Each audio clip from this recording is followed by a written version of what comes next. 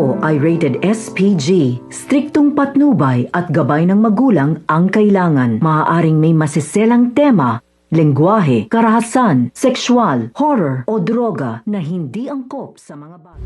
Sadyang nakakapanghinayang nga ang naging misyon nito o unang misyon ni Gabo sapagkat ibinuhos niya ang kanyang buong lakas at maging ang kanyang buhay upang mapagtagumpayan lamang ang paghuli dito kay Victor Zafra at maidala dito sa Anino. Kung kaya't ngayon ay nasa presinto na nga etong si Tigre at hindi etong si Gabo ang itinuring na nakahuli dito kundi si Samantha Jacinto.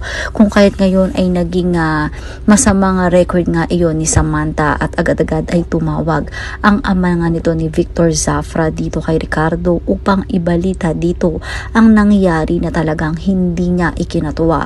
Ngayon ay nakakulong nga daw ang kanyang anak at walang ibang may sala o nakahuli dito kundi si Samantha.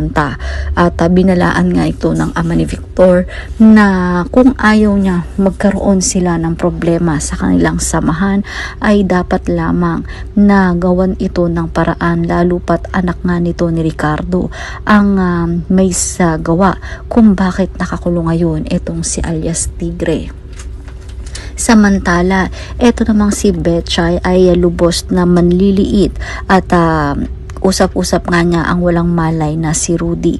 Binanggit nga nito ang lahat ng kanyang hinanakit at panliliit sa sarili sapagkat ang trabaho na matagal na niyang kinalimutan ay hindi niya akalain na babalik siya doon upang mailigtas ang buhay nga nito ni Rudy.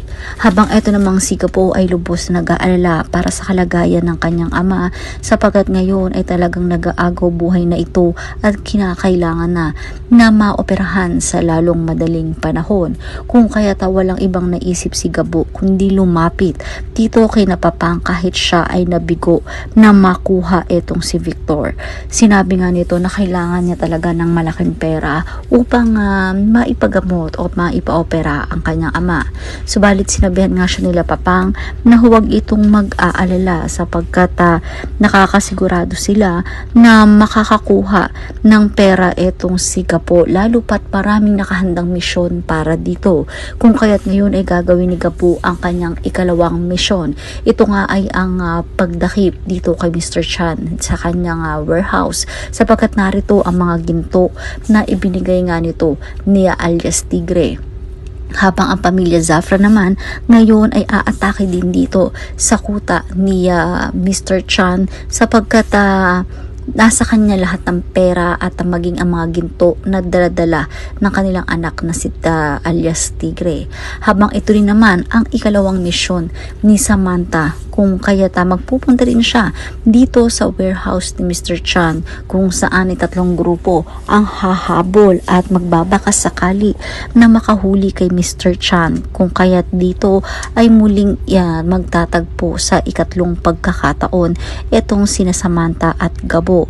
Kung kaya tuluyan na nga na nagtataka itong si Samantha kung sino nga ba ang lalaking ito dahil palagi sila nga pinagtatagpo ng tadhana at ngayon ay nag-iisip siya kung ano nga ba ang pagkatao nito sapagkat magaling itong makipaglaban at kita-kita niya kung paano nito napabagsak itong si Victor Zafra at ngayon sa kanyang ikalawang misyon ay nagkaroon nga rin ng misyon itong si Gabo. Yan ang mga dapat nating abangan dahil mas tumitindi ang nakakakilig at nakakatuwang mga aksyon at bakbakan dito nga lang sa CCM si Gabo.